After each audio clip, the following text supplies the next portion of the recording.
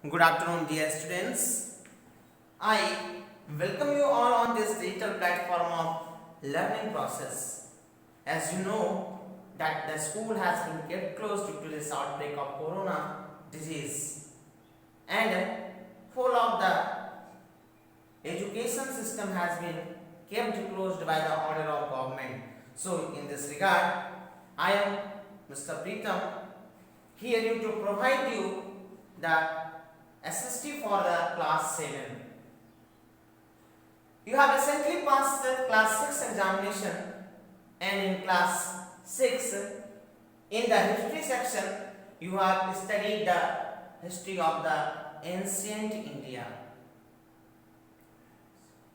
But here onwards in class 7 you are going to have a detailed description of the past history that belonged to the medieval period, that belonged during the medieval period. As you should keep it in your memory that complete history subject has been divided into 3 different parts. The first one is the ancient history, the second one is the medieval history, and the third one is the modern history. In class 6 you already have studied about the ancient history. Here in class 7 you are going to study the history of medieval period, and later on in class 8 you will go to study the history of the modern India. Now roughly talking on the time span. What is this time span? The history has been divided on the basis of the time duration, time interval, time span. And the time span of medieval period, it differs in different parts of the world. In Europe, the time span for the medieval period is from 6th century AD and it ends in 15th century AD. But in India, the time period, the time span of the medieval part of the history is from, it starts onward 8th century and it continues till 18th century AD. So this is the introduction of this chapter. We are going to study the very first unit of the history, that is tracing changes. Tracing changes through 1,000 years. First of all, what is this word tracing? Tracing means to find something on the basis of clues and evidences. Something which the historian tried their level best to find out the exact history that would have happened during this period. So here in this chapter, this is the introduction part. Let us move to the next slide. Now see, here as the slide shows, geographical influence of history. You should be aware of this, that history of a place, history during a period, it used to have a great influence due to the geographical location, due to the geographical factor of that particular place. See, geographical condition directly influence the history of a place. The development of an area depends on geography. For example, if a place is having a good geographical location, if all the factors of the climate is very good, that means land, air, water, soil, that means that particular place will definitely have a dense population. The area with a good geographical condition is densely populated, whereas the place with unfavorable condition. Take the example of any place like the desert.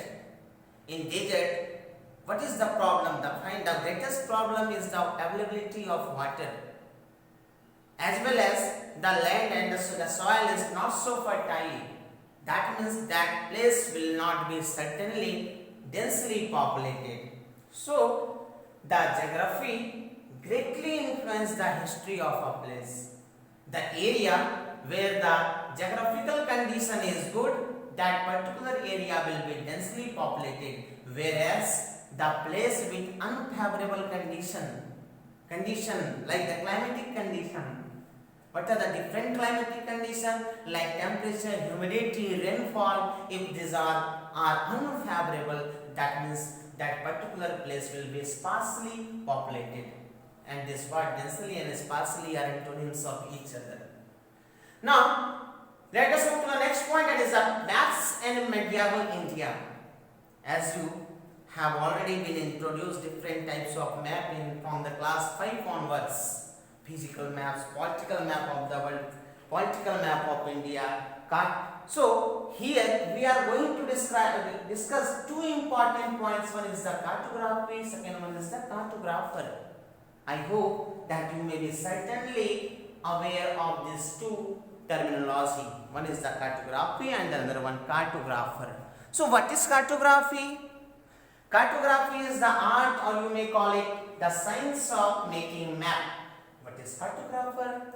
A person who is expert, a person who studies the history of a map, or he may make the use of tools or techniques to make the maps, may be termed as cartographer. So maps, the study of map, it is called cartography. The person who is engaged in this skill, he is known as the cartographer. Arabs and Europeans were the first to develop the science of cartography. This is also a remarkable and a point to be noted, that the Arabs and the Europeans, these were the people who developed this science that is named as cartography. Arab geographer Al-Idrisi, this is the name of a cartographer, and he belonged to Arab.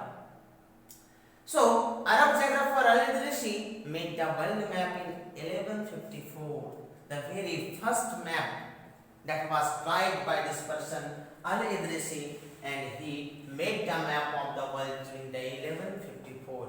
You may also visit to your textbook. In the textbook, you are shown the exact map that was made by this geographer Al-Idrisi.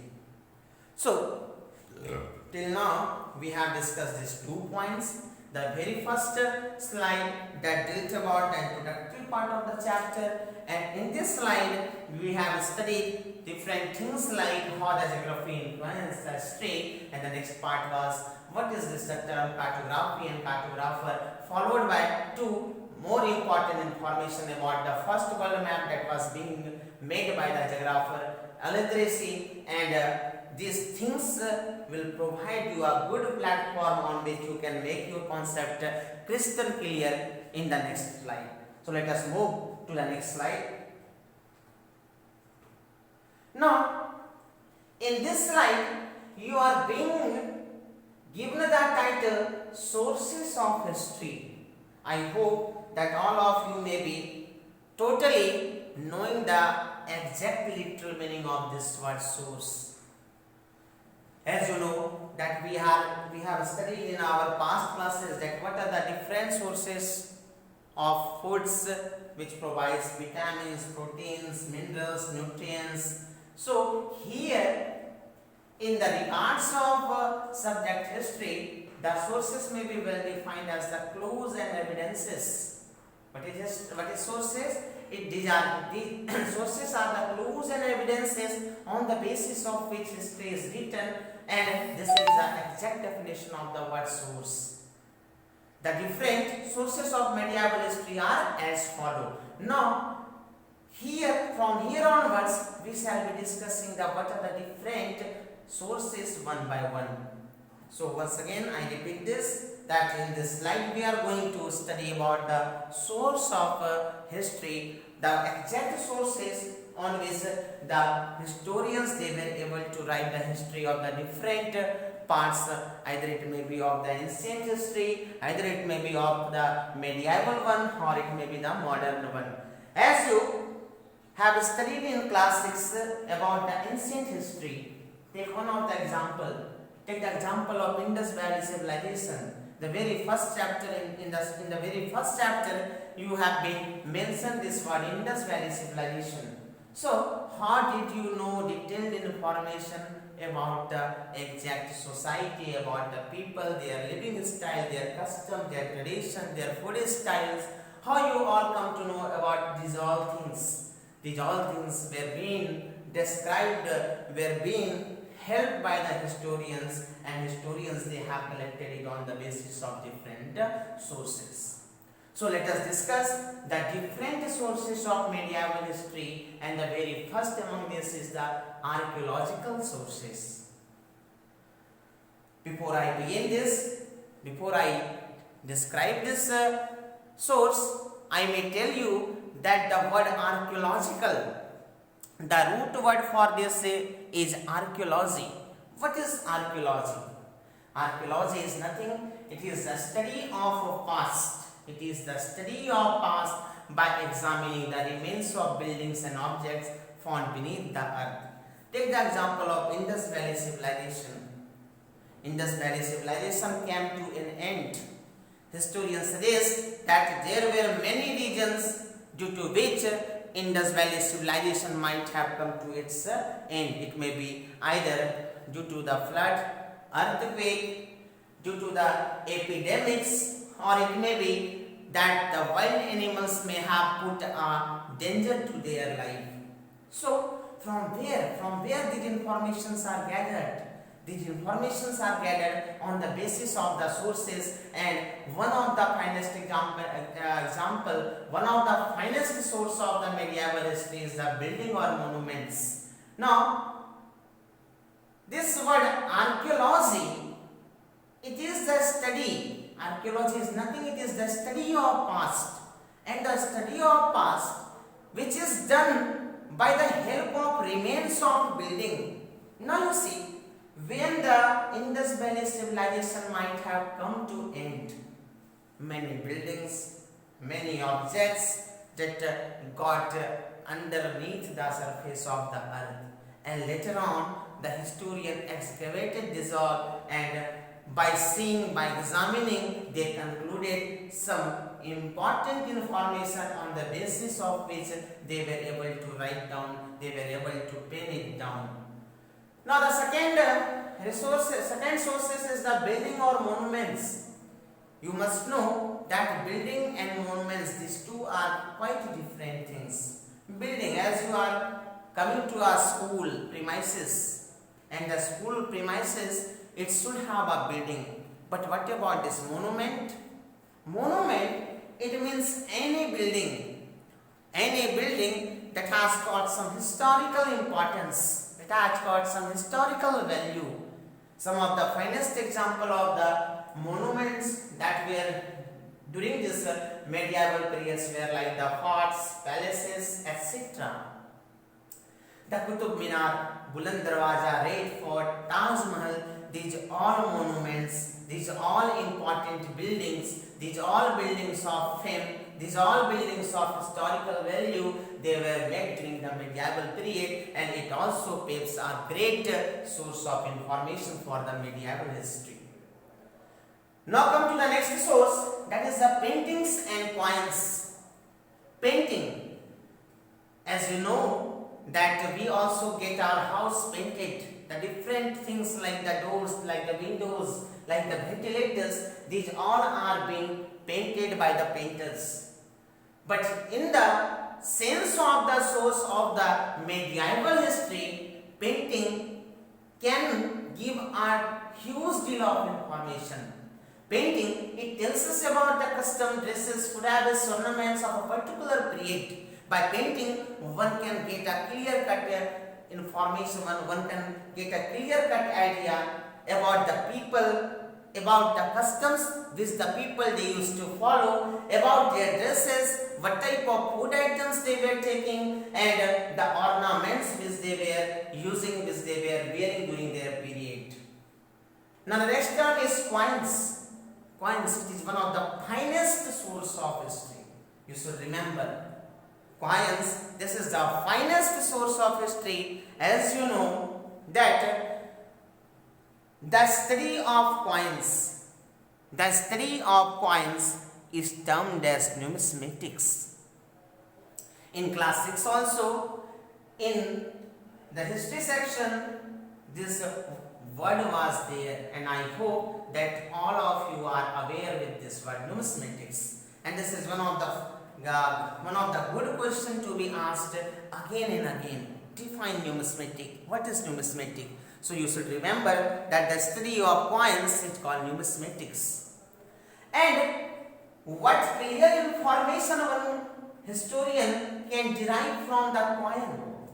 By seeing the coin, by seeing the quality of the coin, by seeing the material by which the coin was made, the historian can come to different conclusion. And this conclusion may be about the kings, their kingdoms, and the economic status of the king as well as the society. So these 3 or 4 ideas, these 4 ideas are given clearly, are reflected very clearly by coming in contact with the coins. Whenever the historian get any coin, they go through it in details to derive many information from it.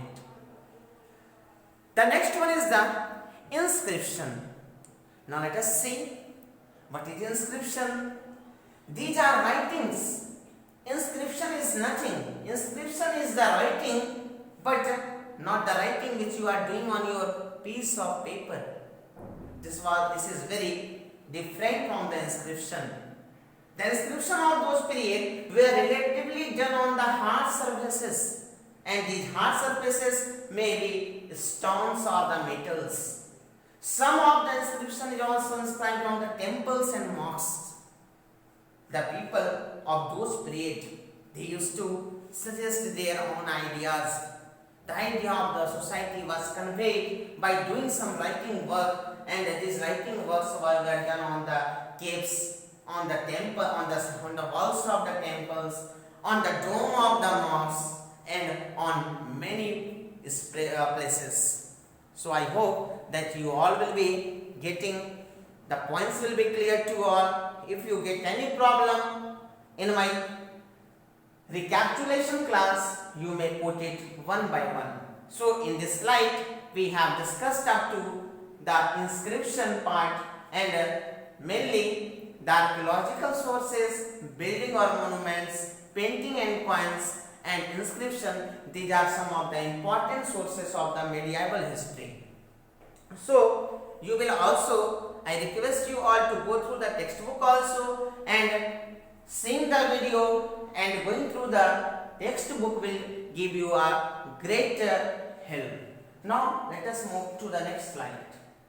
Now see, apart from this type of sources, there were many sources during the medieval period. The history of the medieval period was got by the historian on the basis of the literary source. Literary means the source that was provided by the help of certain type of literatures. Take the example, the very first among the literary sources is the manuscripts. What is manuscript? Manuscript is the book, but not the book as it is nowadays. These books were quite different from the book of today's book. From the book which we are seeing in this contemporary period, this type of books were very far away. They were having a lots of differences. So manuscripts, these were the books written by hand, and as you know that during this period there were no development of pen, there were no development of inks. So these were written by hand on palm leaf and bark of trees. Manuscripts, I may recall it once again, manuscripts, these are the books written by hand on palm leaves and bark of trees. The second among this literary resource is the chronicles. What is this chronicle? Let us see. Chronicle means the record of the rule. During every period, during the particular period, that place comes under the rule of one specific ruler, one specific king. And how he used to lead the life at court, These all summary were written in a book, and these books may be termed as the chronicle. Some of the finest example of chronicle is the Rastarangani. So you should remember that Rastarangani, it is a very common, very important word, Rastarangani. This is a chronicle, and this chronicle was written by Kalhan. Kalhan is the name of the author, and he composed the Rastarangani. And when you will go through this Rastarangani, what you will find that it is the detailed information of the history of the king of Kashmir. That means in Rastarangani, the history of king of Kashmir has been mentioned. The second chronicle is Tariq-e-Firoz Shahi, and this Tariq-e-Firoz Shahi was written by Ziauddin Barni. You should remember, Ziauddin Barni has composed Tariq-e-Firoz Shahi, and when you will come across this Tariq-e-Firoz Shahi, you will see what it is about. It is about the history of the sultans of Delhi. That means the sultans who used to have, who ruled during the Sultanate period or Delhi Sultanate period. All the history has been mentioned in this book. Now the next literary source is the autobiography. What is autobiography? What is the meaning of autobiography? Autobiography is a book written by the person about whose life is mentioned in the book, or in another way you can call that a book written by oneself on his life is termed as autobiography. And in this autobiography section there are two important books. The first one is Tuzuk-e-Babur, and that was composed by Babur, and the second one is Tuzuk-e-Jahangir, and this was written by Jahangir. And these two, Babur and Jahangir, they were the rulers during the Delhi Sultanate. Now come to the next literary source, that is biographies. What is biography? Biography is the book in which the life of a person is mentioned, life of a person is written by some another person which you may better call as author. As you see, Prithvi Rajarasu. This biography has been written by Chand Bardai, and the second one is the Humayun Nama, and Humayun Nama has been written by Gulbadan Begum. Sorry, here it is written Z-I, but it should have been Z-U, Gulbadan Begum. So, in the next class, we shall further proceed, we shall continue this chapter, but today the chapters one part has been completed by me, and I request all the students to go through the textbook, to collect information, to make a note, and prepare yourself with the important terms. In the next slide, we shall discuss the remaining part of this chapter. Hoping that this